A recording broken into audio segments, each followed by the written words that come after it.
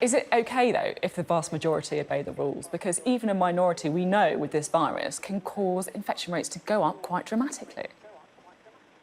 Well, we'll, of course, keep this very closely under review. And you know, you've seen, for instance, in Leicester, but also in other places, that we don't shirk from bringing in more drastic measures if that's what's needed to control the virus.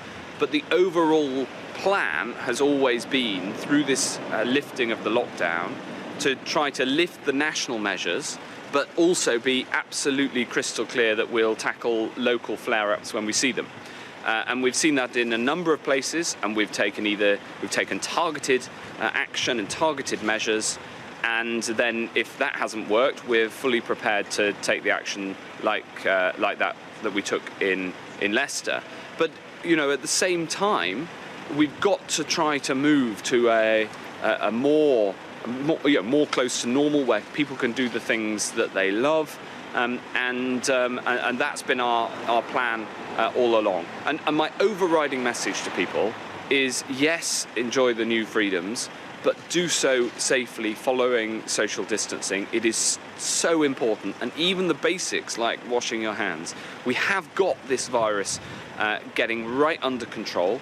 The number of new infections is under 600 on the last data, so it's really coming down in terms of the number of positive cases that we're finding, and that's good news. But we've just got to have the resilience and the resolve to stick at it, and to be very careful in how we enjoy those new freedoms.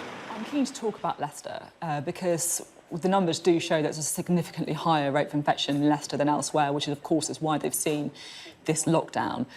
Are clothing factories, where there appears to have been pretty poor social distancing, to blame for that? Well, we are very worried about the number of infections in Leicester. Clearly very high, 3 times higher than the next highest city in terms of the testing results. As you know, we put more testing in, but that doesn't account for the increases. The increase is over and above that which would have been accounted for by the increase in testing. So are the clothing factories we've seen blaming outbreaks. Well, we've seen outbreaks in food factories and in clothing factories. There's some quite significant concerns about some of the employment practices in some of the clothing factories in Leicester. They are important problems to deal with, but the number one problem that we've got to deal with is getting this virus under control. And so we've put in a huge amount of extra resource into Leicester, working with the local council, and the teamwork there this last week has been very effective, and I hope that we see the results of that come through in the numbers and the testing as soon as possible. It does seem to me that you can't really separate the bringing the virus under control with the employment practices. It feels like they could be pretty significantly linked. And what I don't understand is, you know, we all abided by this very strict lockdown in our personal lives, and yet employers were effectively just given guidance on what to do. If I'm looking at, for example, the guidance from the government on this, it just says, you know, employers should decide in consultation with their workers whether it's viable for them to continue working from home. Where it's decided that workers should come into their place of work, then this will need to be reflected in the risk assessment and actions taken to manage the risks of transmission in line with this guidance. I mean, I can't help thinking, but this sounds quite weak. The good employers will do the right thing, the bad employers will just ignore it. And this matters not just for the people who work in these conditions, but for the rest of us too. Yes, the thing is, though, Sophie, that guidance is statutory guidance. It's backed up by health and safety legislation, and there are very significant fines that can be levied if it's broken. Furthermore, we can. Also, what we're doing at the moment instead is we also have the authority to be able to shut down a business if it doesn't follow that guidance. So there's significant enforcement. Yes, and that's happened, absolutely. Normally, it's happened in consultation with and working with the employer, with the business in question, but we do have that power, absolutely. So the guidance is not, we're not just asking nicely, we're very clear to businesses that these are their responsibilities. For instance, the same goes for the responsibility for hospitality businesses to to take the names and the numbers of the people who are there, so that we can do contact tracing if that's necessary. See, some people might be wondering if this is all a bit too late, though. You know, you can impose fines, you can shut down businesses after the problem has already happened. And for many people, looking at what's happened at Leicester, they may be wondering if you were just too slow to act anyway on the lockdown. The Prime Minister said that the government first took notice of an issue in Leicester on the 8th of June. You spoke about it at the press conference on the 18th of June, but the lockdown wasn't imposed until Monday, the 29th of June. Why did it take so long? Well, we were acting right from the start when we first saw, and you know, in other parts of the country, the early action, targeted action that we took was successful.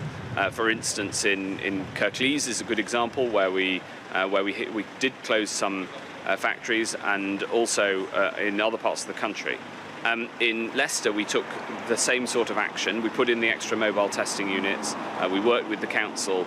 That wasn't effective. It was clear that the outbreak was wider in the community, and that's why we had to take the firmer action. But in your question, you said, you know, why do you wait to see that there's a problem before you shut the businesses? Well, of course, we have to follow the data. You have to see where the virus is and where it's spreading, and take the action to tackle that outbreak. This is exactly how the next phase of this control of the virus is expected to play out. We explained in advance, as we released the national lockdown measures, that the next phase would be all about local action, local lockdowns, whether that's an individual GP surgery or shutting a hospital to new admissions, or a factory, just as we were talking about, or then much more significant citywide action. Having the tools to be able to take that very targeted action when we see an outbreak is there, so that we can then release the measures on everybody else, and have a much more targeted approach. And it is clear that that plan is working.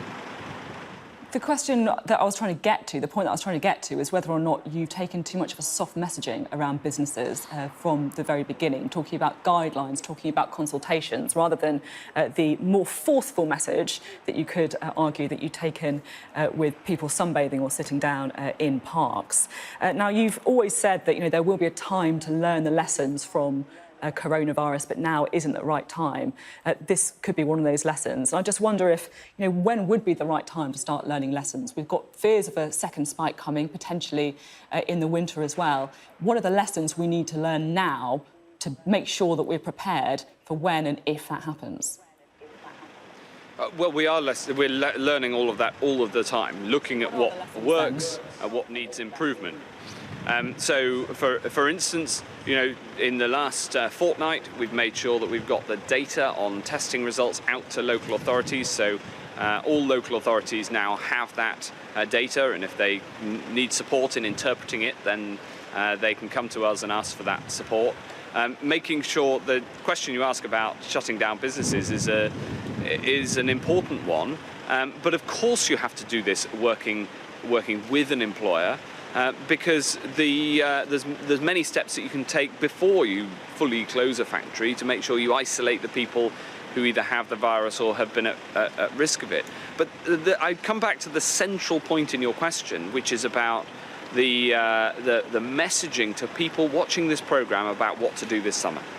And the central point is this: yes, go out there and enjoy summer, and get out and enjoy the things that we love, that we've been able to lift the restrictions on, but do so safely. And there are two parts to that. There are two parts. Enjoy summer safely. It's a really important message, and I think it's one that the vast majority of people understand.